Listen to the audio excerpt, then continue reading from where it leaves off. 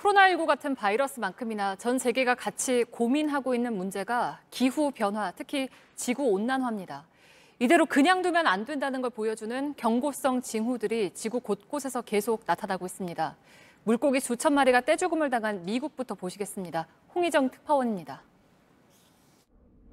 플로리다주 남부에 있는 비스케인만입니다.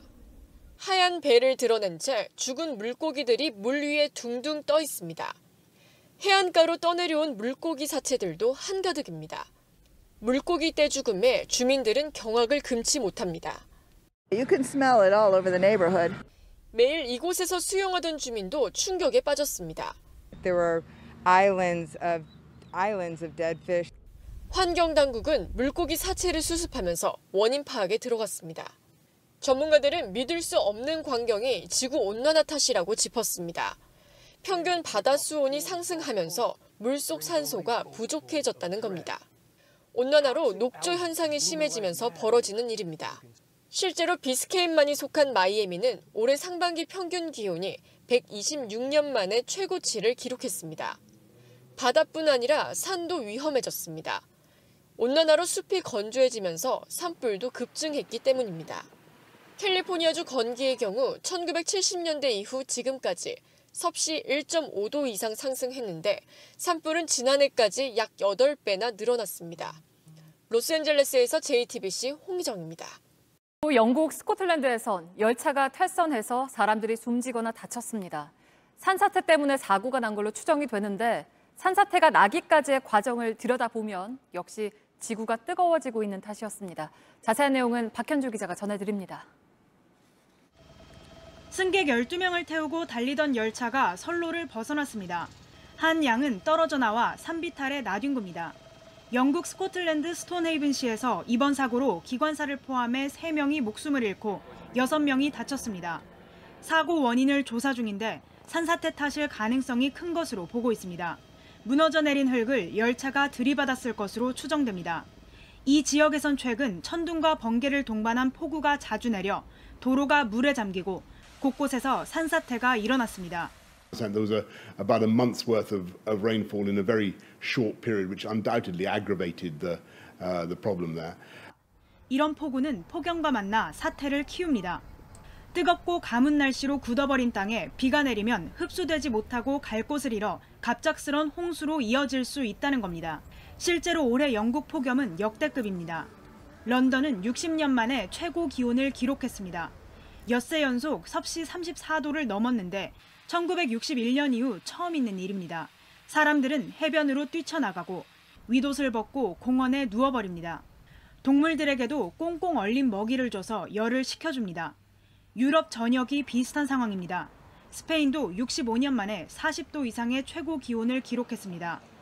폭염 경보가 내려진 이탈리아와 프랑스 국민들도 전에 없던 더위로 지치고 있습니다. JTBC 박현주입니다. 네, 지금 보시는 건 캐나다 북쪽에 있는 엘즈미어 섬입니다. 현지 시간으로 지난달 30일과 31일 사이에 이 섬의 북쪽 가장자리에 붙어있는 밀른 빙붕이 이렇게 무너졌습니다. 떨어져 나간 얼음 덩어리의 면적은 약 80제곱킬로미터로 서울 강남구 면적의 2배가 넘는 크기인데요. 앞서도 전해드렸지만 지구온난화로 북극이 따뜻해진 탓입니다. 전문가들은 캐나다의 이런 얼음 덩어리 빙붕이 수십 년 안에 다 사라질 수 있다고 경고했습니다. 네, 이렇게 보신 대로 세계 곳곳에서 이상 기후에 따른 피해가 잇따르고 있는데 우리나라도 물론 예외가 아닙니다. 날씨 박사 김세현 기자와 좀 더 짚어보겠습니다. 김세현 기자, 역대 가장 따뜻한 겨울, 역대 가장 긴 장마, 이런 이례적인 일들이 지금 계속 이어지고 있는 거죠? 네, 지난 6월부터 오늘까지 중부지방 장마는 51일째, 역대 가장 길게 이어지고 있습니다. 이 영향으로 올여름 전국 강수량은 약 880mm, 역대 2위로 올라섰습니다. 올해는 사상 처음으로 7월 평균 기온이 6월보다 낮은 기온 역전 현상도 나타났습니다. 일반적으로 여름엔 6월보다 7월 기온이 더 높습니다.